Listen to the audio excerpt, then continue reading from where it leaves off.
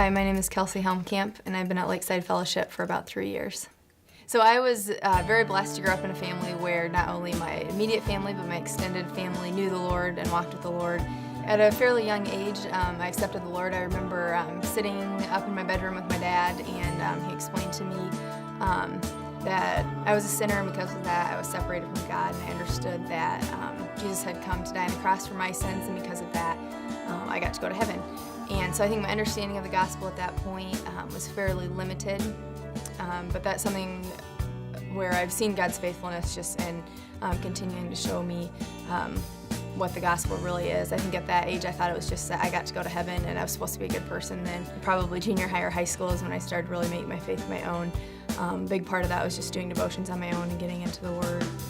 I grew up in a loving family, the middle of 3 boys, and what I thought what it was a Christian was praying before a meal and going to church on Sunday.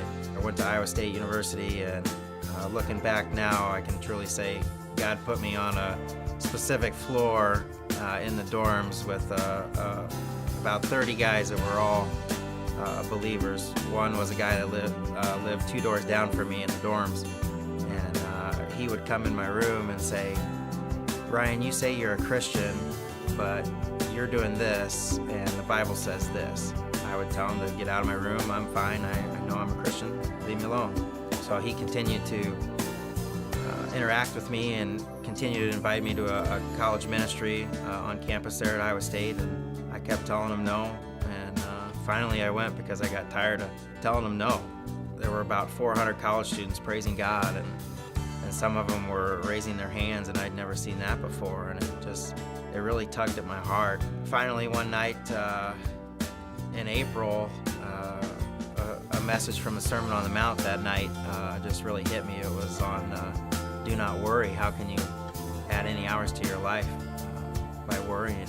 And I used to be a pretty big worrier, and so I got down on my knees, and I didn't know what I was doing. I was brand new, a believer, and so I got on my knees and faced out the window because I just thought that's what you did, and I just prayed to the Lord from my heart and gave my life to Him that night. I went off to college, and in college I didn't get involved with the church. I church hopped, and so because of that I didn't have strong Christian friends or anyone to kind of keep me in check. So as I got to be good friends with people in my classes, I wanted to see them come to know the Lord. But as I started to hang out with them more, I got sucked into their lifestyle pretty quickly because I didn't have anyone to keep me in check. So lived their lifestyle for really a pretty short amount of time, but even in that amount of time, I got into a situation that led me into the darkest valley of my life thus far. I met my future husband at that time, and he explained to me the picture of Jesus being the good shepherd, and that we are his sheep. And a sheep that would wander away, the shepherd would break the sheep's legs so that sheep couldn't wander any further. And so I feel like that's exactly what happened to me. The Lord, I was going down a path that wasn't honoring to Him, and so He basically broke my legs and really shook me up with that situation, and then because of that drew me back to Himself. I remember spending just hours at a time in His Word just because I was so desperate for His help at that time. I'd say I've been really challenged, one by my wife, Kelsey, who has a strong foundation, and to not just be lukewarm or to be religious and have these things I do, but to really follow Him and lose my life for His sake.